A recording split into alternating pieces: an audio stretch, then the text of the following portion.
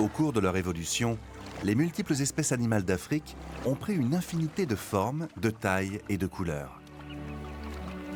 Chacune a sa solution aux problèmes les plus élémentaires de la vie. La nourriture est source d'énergie. Grâce à elle, les prédateurs peuvent chasser et les proies s'enfuir. Mais pendant la saison sèche, les ressources se font rares dans la vallée zambienne de la Luangwa.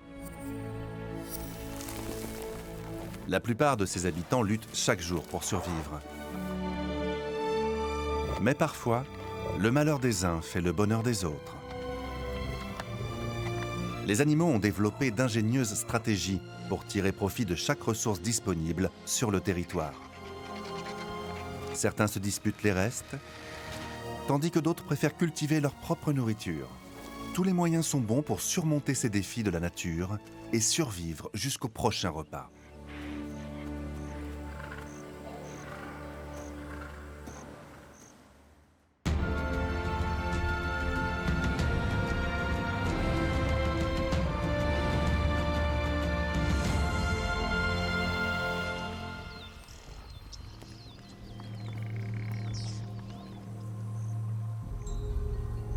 La saison sèche est la période préférée des prédateurs. La végétation de la vallée de la Luangwa disparaît à vue d'œil et les sources d'eau se tarissent. Les herbivores comme les buffles et les antilopes s'affaiblissent. Ils se dirigent tous vers la rivière, le dernier point d'eau disponible à des kilomètres à la ronde. C'est un véritable garde-manger pour les grands carnivores de la vallée.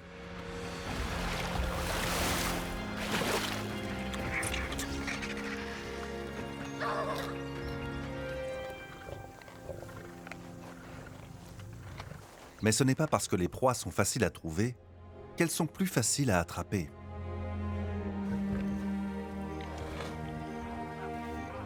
Tous les sens des animaux sont en éveil. Le repas des carnivores, comme cette femelle léopard, est bien souvent composé d'animaux qui sont très rapides et constamment sur leur garde. C'est une chasseuse furtive qui excelle dans l'art de l'embuscade. Elle doit se trouver à moins de 5 mètres de sa proie pour pouvoir l'attaquer. C'est un défi de taille, surtout en plein jour. Son pelage tacheté l'aide à se camoufler. Ses larges coussinets lui permettent de marcher silencieusement.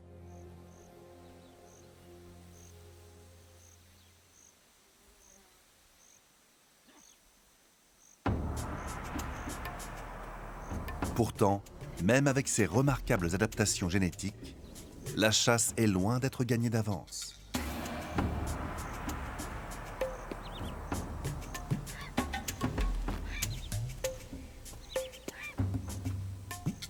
« 95% des tentatives en plein jour échouent.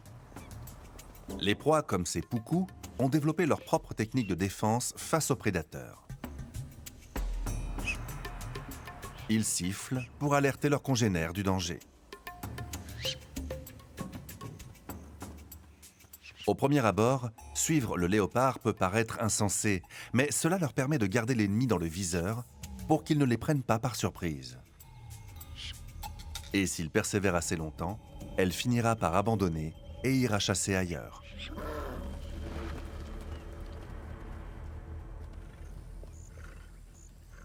La chasse en plein jour est rarement couronnée de succès pour les léopards. Mais pour un autre prédateur de la vallée, c'est le moment idéal pour passer à l'action. La sécheresse s'est installée dans la vallée, transformant le paysage. Les zones boisées arborent désormais une couleur dorée. Les mopanes perdent leurs feuilles qui recouvrent le sol d'un épais tapis ocre. C'est le terrain de chasse idéal pour cette prédatrice, reine du camouflage.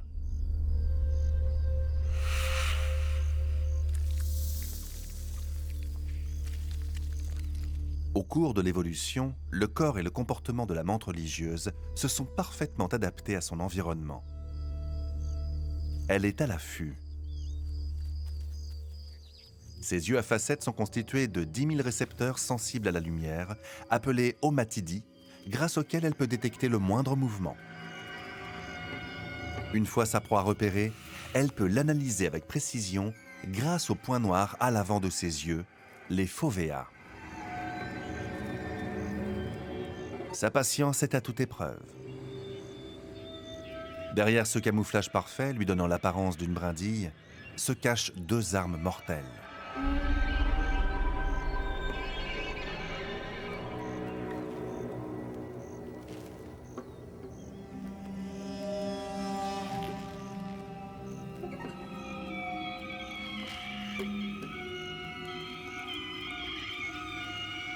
Son léger mouvement de balancier est une ruse. Aux yeux d'une fourmi, c'est une simple brindille qui ondule sous le vent.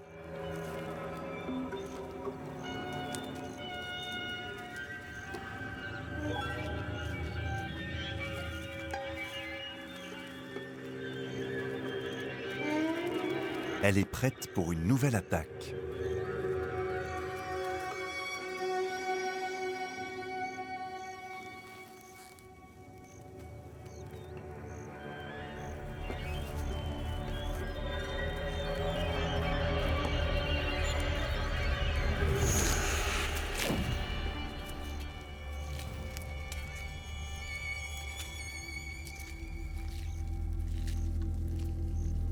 Elle va la dévorer vivante. La menthe religieuse s'attaque à tout ce qui bouge, même à des proies plus grosses qu'elle.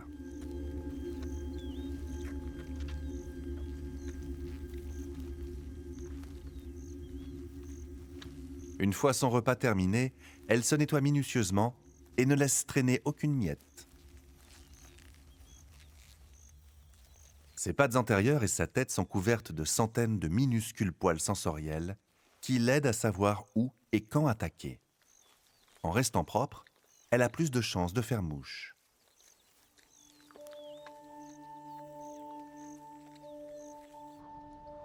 La vallée de la Luangwa continue de s'assécher. La rivière est maintenant la dernière source d'eau disponible. C'est une période faste pour les crocodiles du Nil.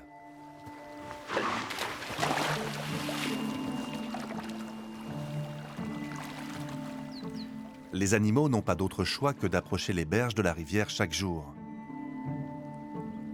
et d'entrer sur le territoire de ce prédateur préhistorique.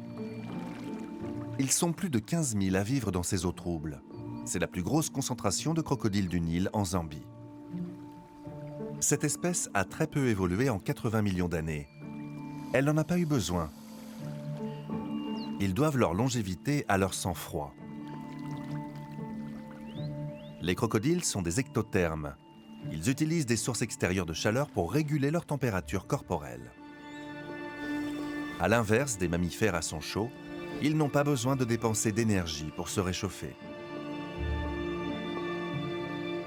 Ils peuvent ralentir leur rythme cardiaque jusqu'à 3 battements par minute. De cette manière, ils peuvent rester sous l'eau pendant plus d'1 heure et attendre tranquillement qu'une proie s'approche d'eux. Difficile de se sentir en sécurité sur les rives de la Luangwa. Leurs yeux sont dotés d'une membrane transparente qui leur permet de voir sous l'eau. Ils peuvent ainsi observer les silhouettes à la surface depuis leur cachette sous-marine. Les impalas risquent leur vie tous les jours.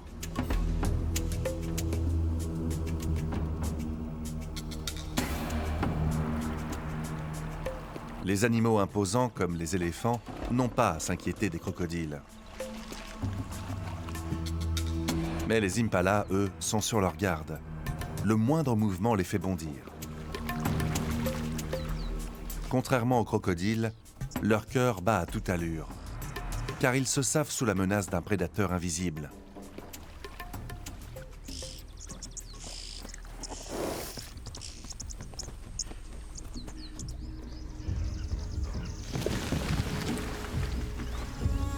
Pendant que les impalas ont le regard tourné vers la rivière et ses dangers, la femelle léopard vient retenter sa chance. Traquer une proie aussi loin et en plein jour signifie que la femelle est affamée.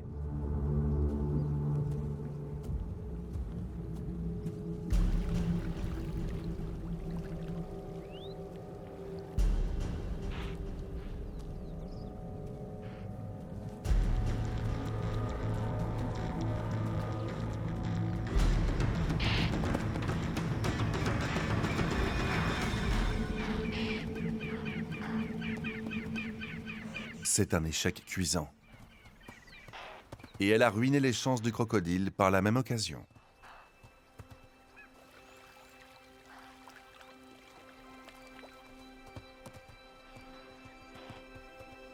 Les impalas doivent quotidiennement vivre avec cette peur. Ils sont au menu de tous les prédateurs de la vallée. Plus de la moitié d'entre eux n'atteignent pas l'âge d'1 an. Pourtant, c'est l'espèce d'antilope la plus présente en Afrique. C'est leur nombre qui fait leur force. Ces herbivores trouvent leur nourriture partout. Ils ont su s'adapter à toutes les saisons. Ils peuvent brouter l'herbe comme les buffles. Et durant la saison sèche, lorsque l'herbe disparaît, ils peuvent manger les feuilles des arbres comme les girafes. Sans les prédateurs pour réguler les populations d'herbivores, leur nombre exploserait et ils finiraient par dévorer toute la végétation de la vallée.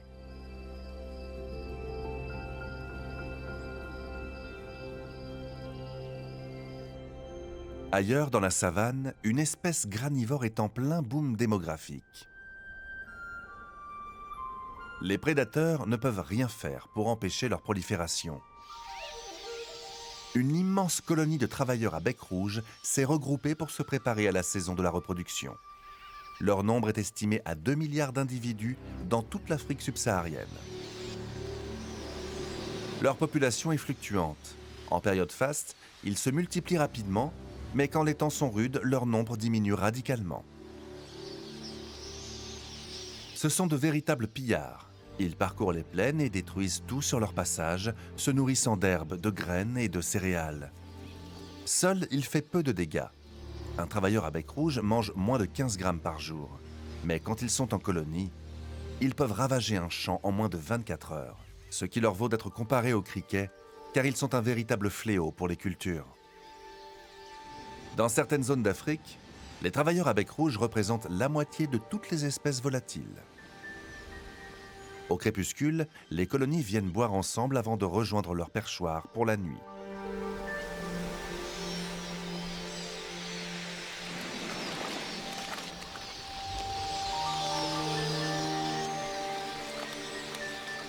Ces regroupements de masse attirent de nombreux prédateurs. Du gymnogène d'Afrique au crocodile.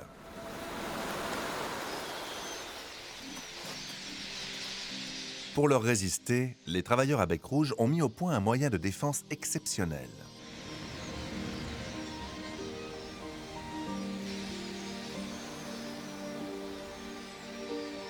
Ils volent en nuée pour ne faire qu'un.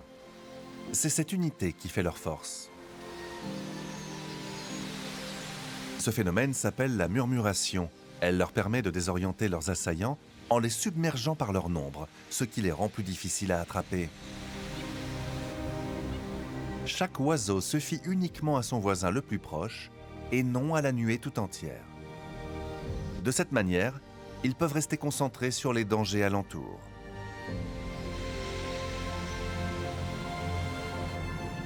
Une fois leur soif étanchée, ils partent rejoindre leur perchoir.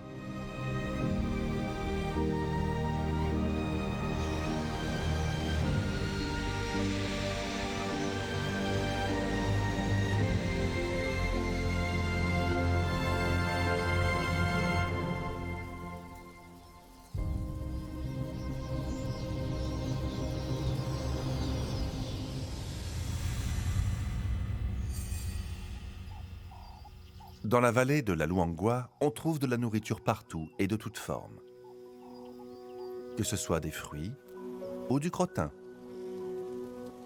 mais aussi des oiseaux ou des abeilles. Cette incroyable richesse attire de nombreux animaux. Plus d'une centaine d'espèces de mammifères et 500 espèces d'oiseaux peuplent la vallée. Ils savent profiter de chaque ressource offerte par la nature. C'est un équilibre de vie complexe qui s'est établi.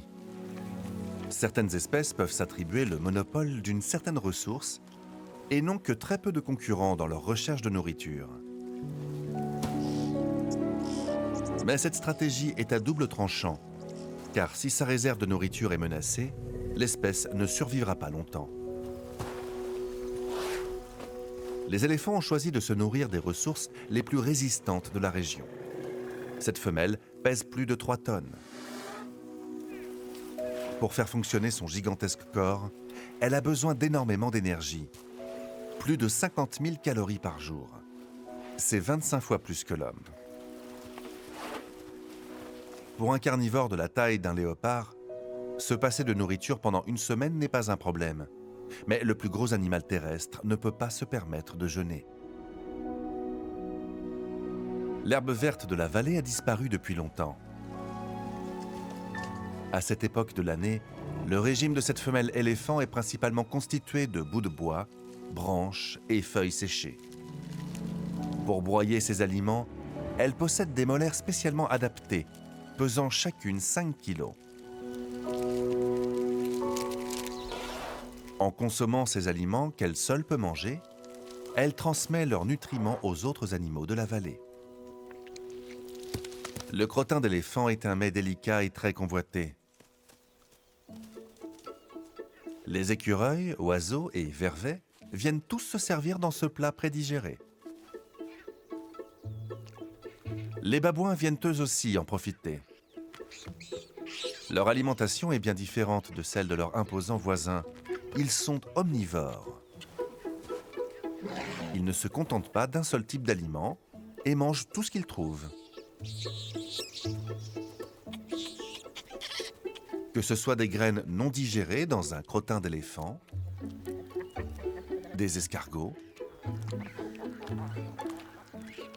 ou encore les fruits des arbres à saucisses. Cette alimentation diversifiée leur assure la prospérité, même au plus fort de la saison sèche. Pendant les périodes plus difficiles, ils peuvent se tourner vers d'autres types de nourriture pour survivre. Ils ne se privent de rien.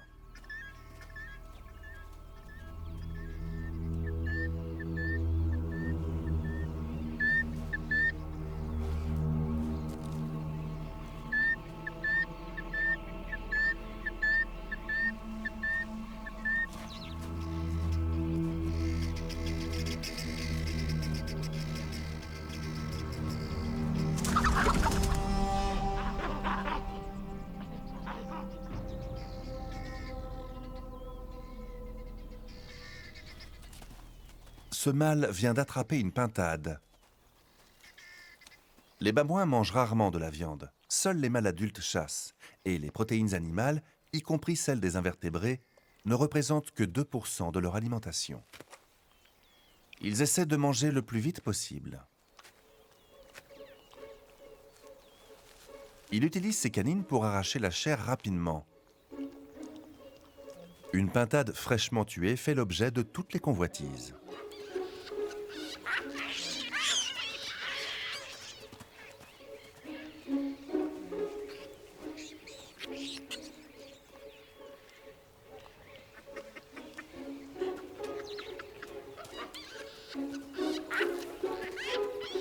Les babouins n'aiment pas partager, ce qui est plutôt embêtant quand on vit dans des groupes pouvant aller jusqu'à 70 membres.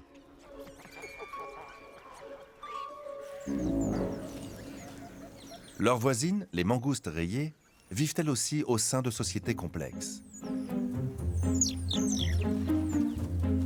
Leurs groupes peuvent atteindre jusqu'à 40 individus. Ce sont parmi les plus denses de toutes les espèces carnivores.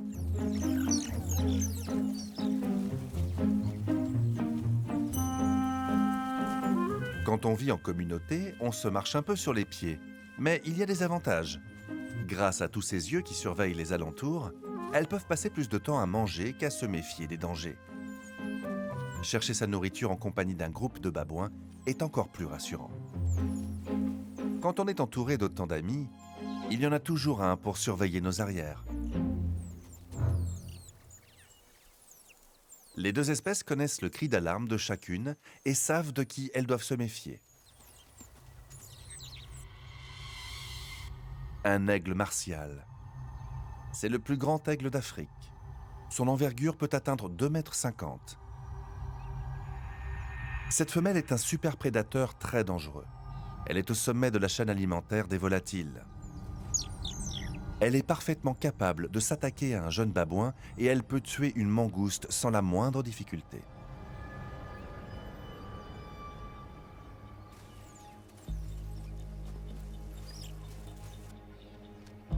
Elle chasse depuis le ciel. Elle tournoie dans les airs à la recherche de proies qu'elle attaquera par surprise.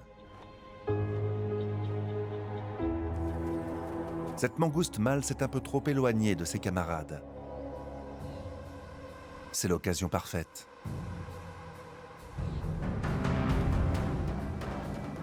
Les babouins donnent l'alerte. Il part se mettre à l'abri en courant.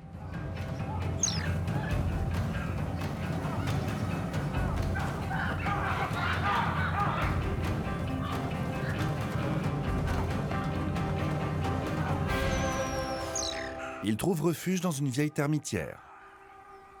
Les mangoustes ont tout un réseau souterrain où se cacher. Il est primordial de bien connaître le territoire si elles veulent rester en vie. Ses congénères sont allés se réfugier dans le creux d'un tronc d'arbre, ce qui attire l'attention de l'aigle martial. Mais elles sont hors de portée pour elle.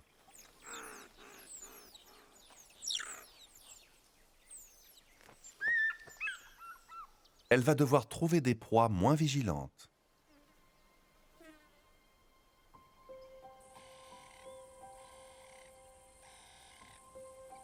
Alors que le soleil se couche, les prédateurs les plus efficaces de la vallée commencent à s'agiter.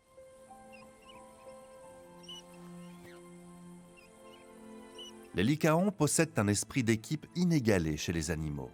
Cette meute de 12 membres est dirigée par un couple de dominants.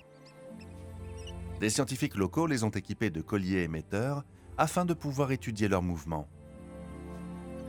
Les lycaons ont passé leur journée à dormir, se déplaçant uniquement de temps à autre pour se mettre à l'ombre. Durant la journée, les températures dépassent souvent les 40 degrés. Il fait bien trop chaud pour chasser. Il vaut mieux attendre le crépuscule ou l'aube quand l'air est plus frais.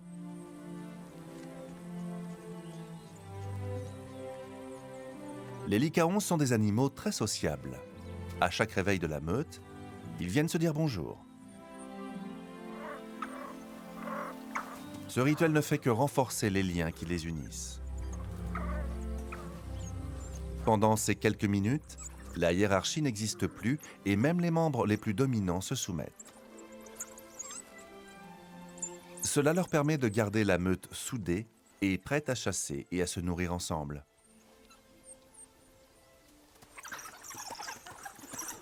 Le mâle dominant finit par s'échapper et met fin à la récréation.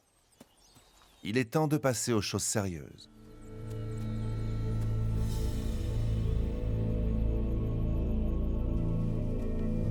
Les impalas et les poucous sont le repas préféré de cette meute.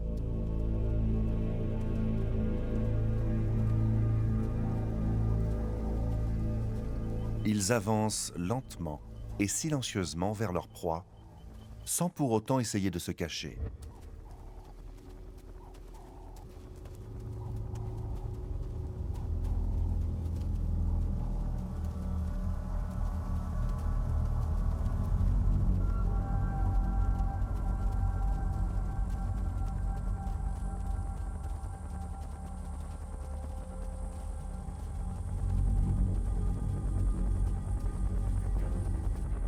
La meute essaie de s'approcher le plus possible avant que le troupeau ne panique.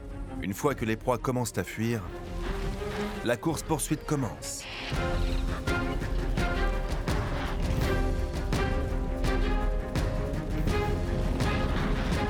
Leur arme secrète est l'endurance. Ils peuvent courir à 56 km/h sur près de 5 km. Ils peuvent même atteindre les 64 km/h si besoin. Cette stratégie est payante. La proie s'épuise et abandonne au bout de 3 km.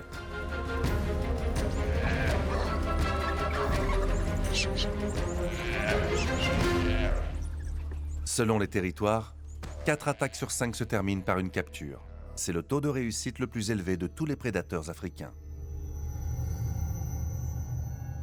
Il pourrait dévorer jusqu'à l'os ce mâle poucou en moins de 10 minutes. Mais après cette course intense, ils doivent se rafraîchir. Quand ils chassent, les lycaons font monter leur température corporelle bien au-delà de la température de leur environnement, ce qui leur permet de ne pas transpirer. Grâce à cette technique, ils économisent leur eau et augmentent leur endurance pour pouvoir parcourir de plus longues distances. Ils s'éloignent pour aller se rafraîchir dans l'eau, laissant leur proie à la merci d'un autre prédateur. Un crocodile du Nil mâle a senti la carcasse du poucou. Pourquoi se fatiguer à chasser quand on peut voler le repas d'autrui? Les crocodiles sont des charognards opportunistes.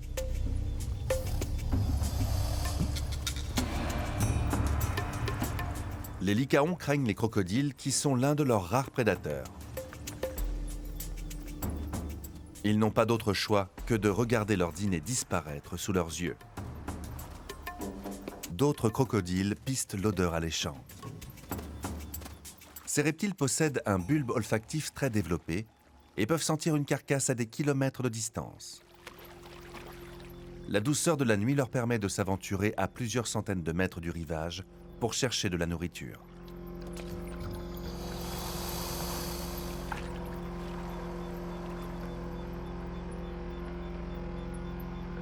Les crocodiles du Nil peuvent peser jusqu'à 1 tonne.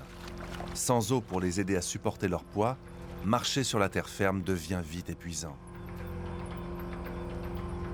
Le voleur est obligé de faire des pauses régulièrement.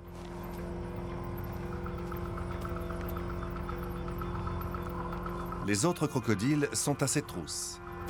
C'est une intense course-poursuite qui se déroule au ralenti, sous les yeux des lycaons.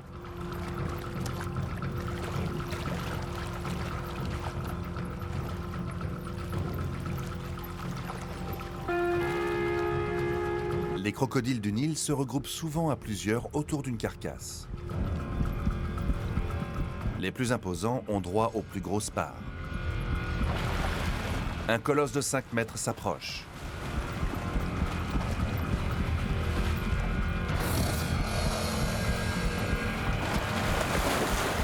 Manger dans l'eau est difficile, car la carcasse n'est pas stable. Il tourne sur lui-même et se sert de ses congénères pour la maintenir immobile. Le corps du poucou ne résiste pas à son incroyable force et finit par se déchirer en morceaux.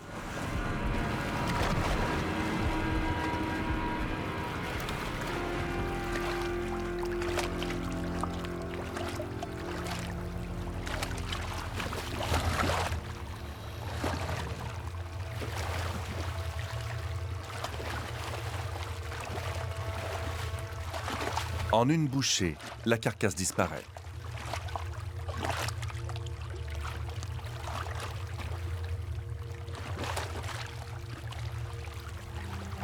Maintenant qu'il est rassasié, il retourne tranquillement à la rivière principale.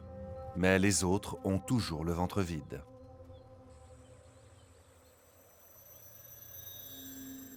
Le soleil se lève et réchauffe rapidement la vallée. Il est bientôt l'heure d'aller manger pour les vautours. La saison sèche a été fatale pour ce jeune éléphant. Pour les vautours, c'est une période d'abondance.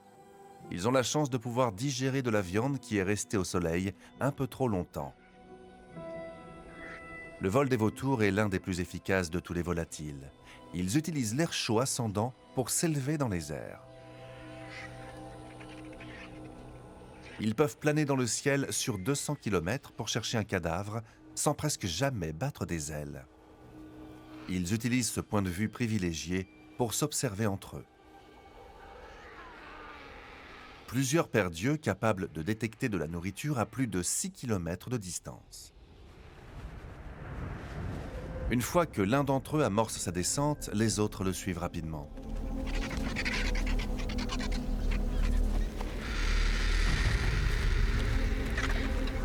Chacun d'entre eux peut avaler 1 kilo de viande en 1 minute. À plusieurs, ils auront dévoré la carcasse en quelques heures.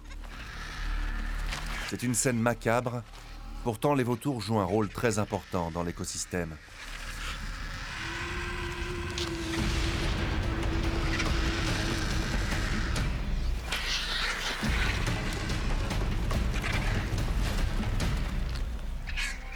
Dans certaines régions d'Afrique, ils consomment 70% des charognes de la savane. Ils nettoient le reste des carcasses laissées par les prédateurs et empêchent ainsi la prolifération de maladies.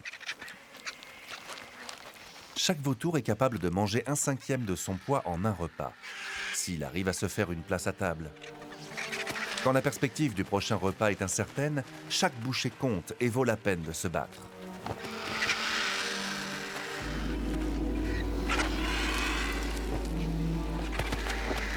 Les marabouts d'Afrique viennent se joindre aux réjouissances. Ils n'ont pas le bec crochu comme les vautours, et ils ne peuvent pas arracher la chair de la carcasse. Mais ils sont assez imposants pour leur voler leur part.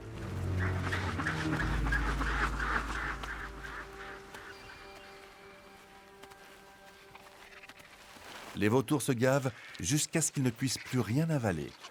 Après leur repas, ils sont trop lourds pour pouvoir décoller. Ils doivent attendre de digérer.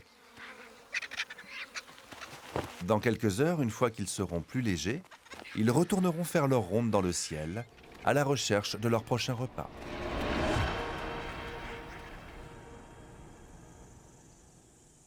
Mais pourquoi perdre son énergie à chercher sa nourriture? À l'abri des regards, cachée sous le sol sec et poussiéreux de la vallée de la Luangwa, une espèce cultive sa propre nourriture. Les termites ont trouvé une ingénieuse solution pour avoir un garde-manger toujours plein. Ils sont considérés comme les plus vieux agriculteurs du monde. Depuis plus de 30 millions d'années, les termites cultivent leur propre jardin de champignons blancs dans les profondeurs de leur colonie souterraine. Au fil du temps, ces agriculteurs et leurs cultures sont devenus interdépendants. Ils vivent en symbiose et ce type de champignon ne poussera nulle part ailleurs que dans la colonie.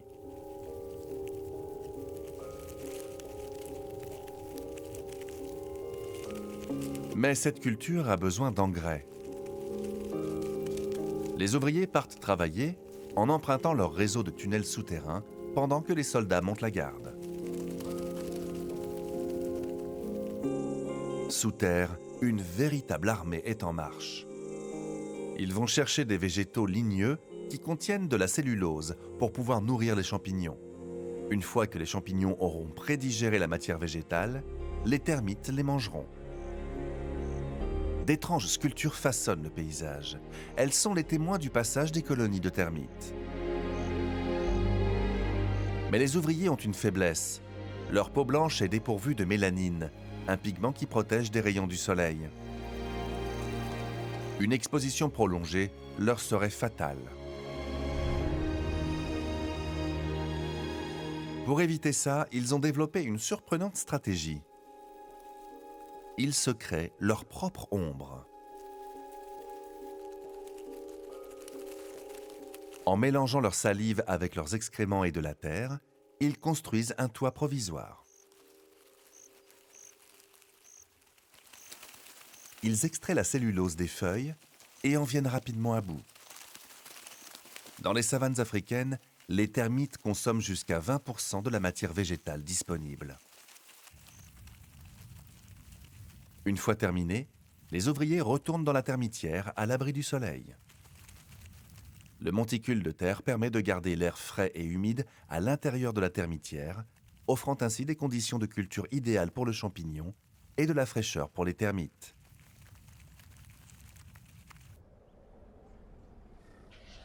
Les animaux de la rivière n'ont pas ce luxe. Les rares points d'eau restants ne les protègent pas assez de la chaleur écrasante de la vallée. Mais pour l'un d'entre eux, cette situation est une aubaine. C'est un nouveau terrain de chasse qui s'offre à lui.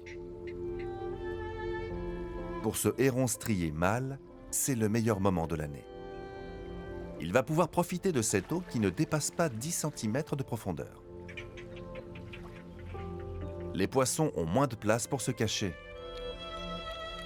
C'est un pêcheur hors pair.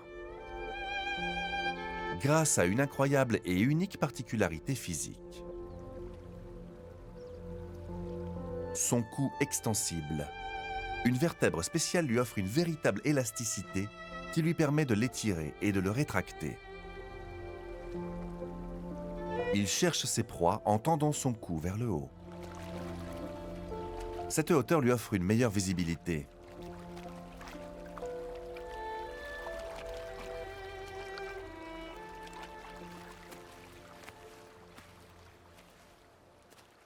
Comme tout bon pêcheur, il lui faut du temps avant de trouver l'endroit parfait.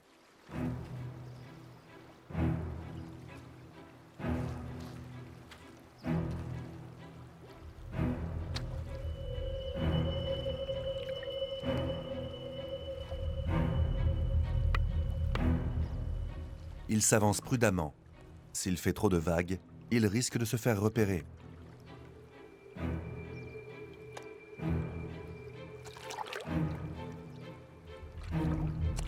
Il penche sa tête sur le côté et fixe sa proie du regard d'un seul œil. Puis, il revient à sa vision binoculaire pour verrouiller sa cible et penche son bec en avant comme une lunette.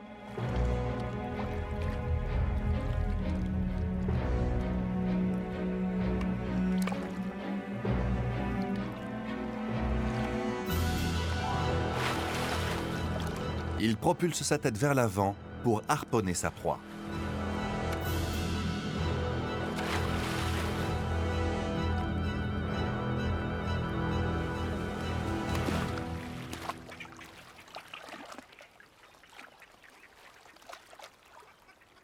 Il doit être patient s'il veut en capturer un gros.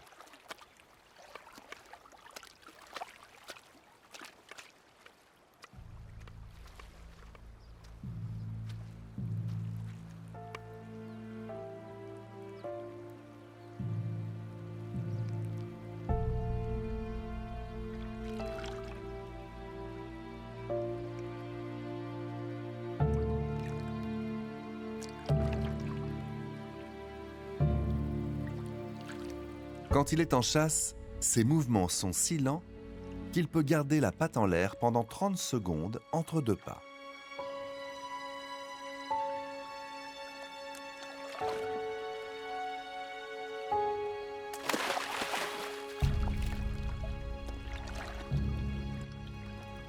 Avec un peu de chance, sa prochaine prise sera encore plus grosse. À cette période de l'année, la rivière Luangwa n'attire pas que des oiseaux. Les insectes rejoignent eux aussi la dernière source d'eau de la vallée. Et ils sont la nourriture préférée d'un prédateur nocturne très vorace.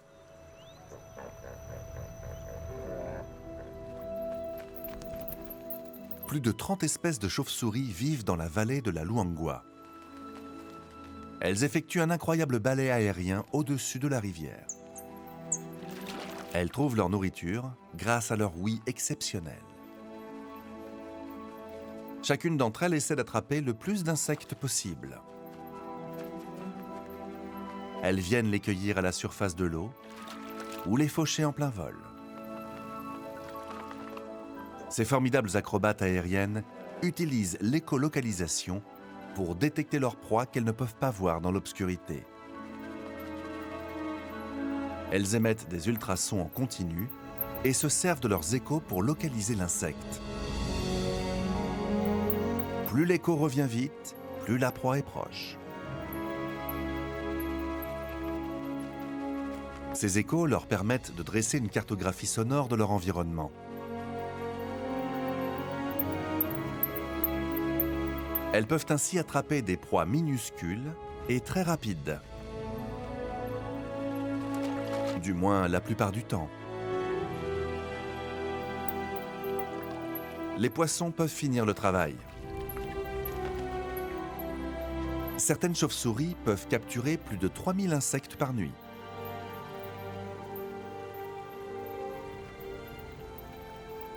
Tandis que les chauves-souris se servent de l'écolocalisation pour attraper leurs proies, les lions utilisent leur vision nocturne.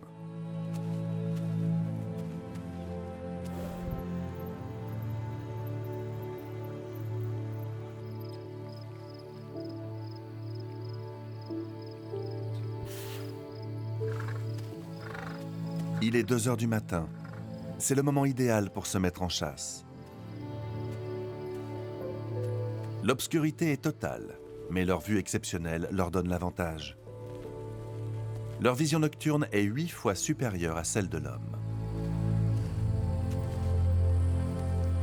Les plaines dégagées de la vallée sont leur terrain de chasse préféré. Ici, ils peuvent parfaitement observer les impalas et les poucous qui broutent l'herbe rase.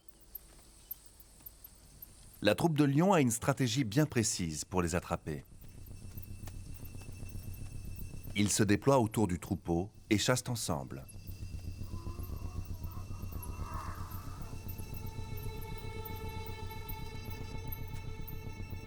Ils se séparent en 2 groupes, un sur l'aile et l'autre au centre. Ils apprennent à tenir ces postes en grandissant et les garderont toute leur vie. Les ailiers longent les côtés et avancent rapidement. Ils encerclent leur proie pour les repousser vers le centre.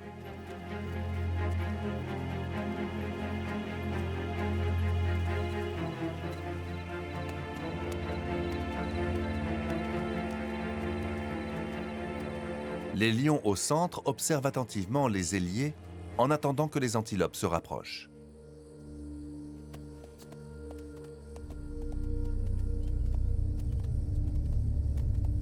La vue des poucous est moins bonne que celle des lions, mais leurs autres sens les avertissent du danger.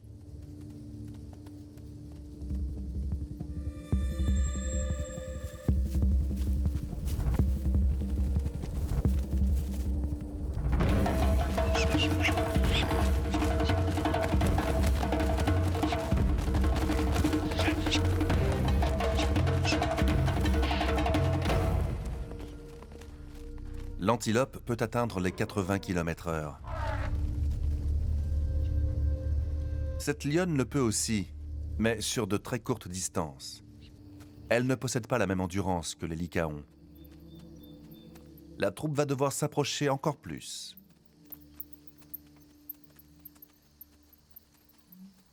Chasser en groupe permet aux lions d'optimiser leurs chances de capture. Une tentative sur 4 peut aboutir. C'est un ratio bien plus élevé que si la lionne chassait toute seule. Ce taux de réussite ne vaut pas celui des lycaons, mais il reste cependant meilleur que celui des autres fauves. Le problème, c'est que maintenant, les antilopes savent qu'elles sont en danger. Elles sont sur leur garde. Leurs oreilles bougent dans tous les sens pour détecter le moindre danger. Leurs larges cavités nasales sont remplies de récepteurs sensoriels olfactifs capables de déceler la plus petite odeur de lion dans l'air. Ces 2 sens très aiguisés sont leur meilleure chance d'échapper aux fauves.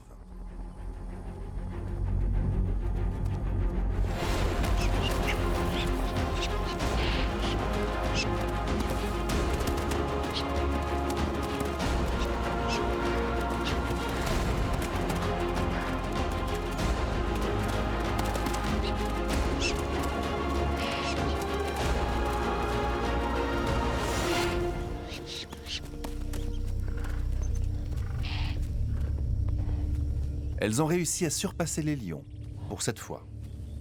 Mais ce n'est qu'une petite bataille de gagner dans cette guerre sans fin entre proies et prédateurs.